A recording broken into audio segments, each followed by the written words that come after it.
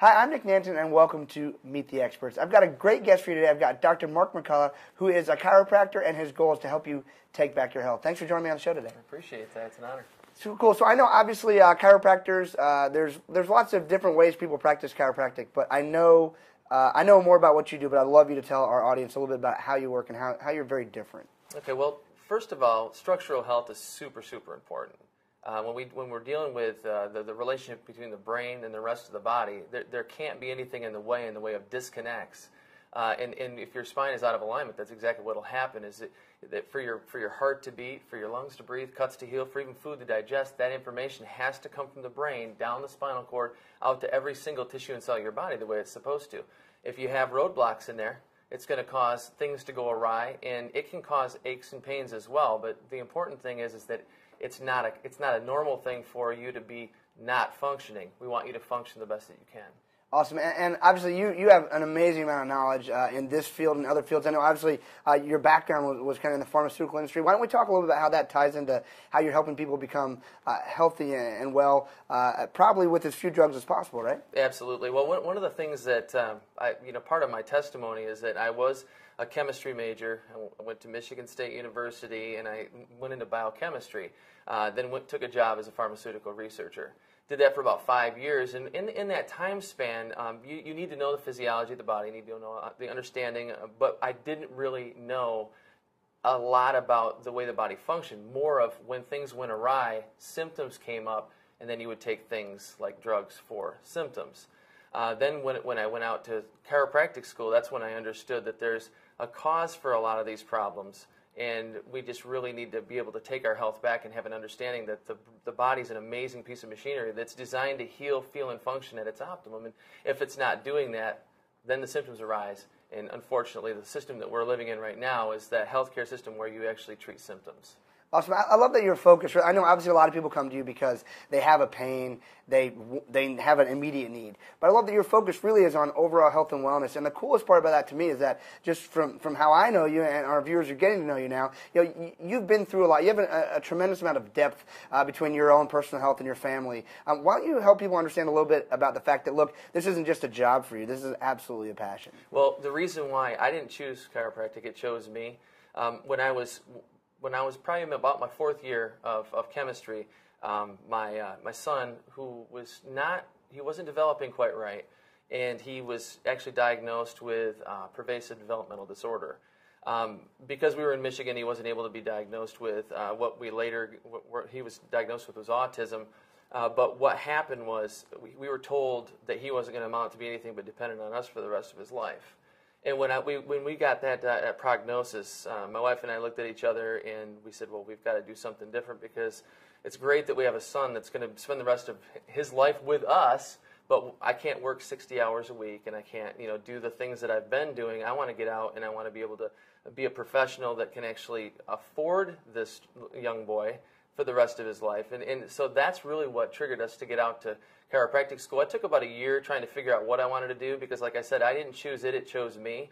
When we went out to school there, the more that I learned, the more that I was just absolutely intrigued with the idea of how the body is the best piece of machinery that has ever walked the face of this planet, and nothing else compares to it. And so that was what gets me up in the morning, is that he was diagnosed with that. And the cool part is that today, well, actually when he was 8 years old, he's now 18. He was not, he was undiagnosed at 8.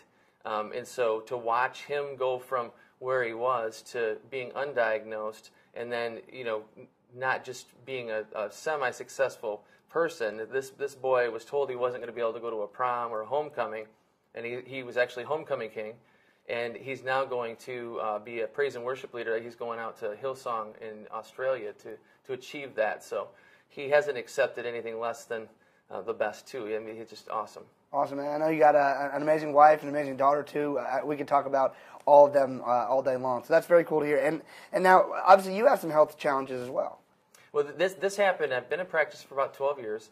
And in about 4 years ago, I was diagnosed with type 1 diabetes. I'm one of those hard-headed, get down and get, I'm serving people. I love people. I want to help them. Well, what happens a lot of times when you do that, which most people out there can appreciate this, is that things can start happening to yourself. And I was working on people, and my administrator came up to me and said, you've got to go to the ER. And I said, are you kidding me? I've got all these people to take care of. I mean, there's just no way I can leave right now. Well, I went to the ER, and it turned out that my blood sugar was like 1,200, which the doctor looked at me and said, well, you should either be stroked out or having a heart attack, or just you shouldn't be alive. And I said, well, because that's not the case, let's go ahead and figure out what we need to do. And so instead of making this a big thing of lemons, I actually turned it into some lemonade and decided, you know what, I've got to learn more about diabetes physiology, which I was, like I said, being in the biochemistry background, it was real easy for me to understand the endocrinology of it all. And in the process of doing that, I was actually sponsored by a Triabetes team, which actually was out of San Diego a few years back, and I did the Arizona Ironman, just to show people that it's not just not a disease that keeps you on your couch. There's a lot of adversity out there, but adversity is just an opportunity to overcome. And so I do that. I walk out health to the best of my ability, and I help people do the same thing. Awesome. You took back your health. You got That's right. You got a little setback and took back your health, That's right. and you're an endurance athlete now. That's very cool. Yeah. I'm sure you've helped thousands of patients. Do you have any favorites you want to tell me about? Well, I've got one lady in particular that she would take years off when her back would go out, because she had gotten in a couple different accidents when she was younger. She was told by about every professional that she wasn't going to make it past probably 55 years old, and she had what they called 13 blown discs. Now, ordinarily, a chiropractor would look at that and be like, there's no way I'm going to touch this person. Well, the specific type of chiropractic that I do is actually called spinal correction. And when you work with people, it just so happened that she was a candidate for what we could actually do to help her. I didn't know exactly how well it was going to be able to, because, I mean, with that kind of a prognosis, that's a pretty big deal. And so we worked on her. I worked on her for probably about 3 months, and she started getting a little bit better and a little bit better. But what she always wanted to do was she wanted to get a motorcycle, and she wanted a horse because her son had a farm. And so in the process of getting about 6 months into the care, she was completely asymptomatic, and she's functioning at a really high level. As a matter of fact, that she was on a billboard a few years back that showed that she was not only riding bikes, but she has her own horse as well. So she's still functioning really well. And this is one of the things I'm glad you asked that question, because when you're dealing with people that are in a place of that like that, it's just tremendously sad that a person had to get to that point. But once you start moving yourself into the wellness model, you're moving away from the symptomatology, even though you're going to feel aches and pains every now and again. I mean, like when I do what I do, go out and run a 35-mile ultramarathon, I'm going to feel sore. But the whole thing with her is that she understood that you can't get off the track of health.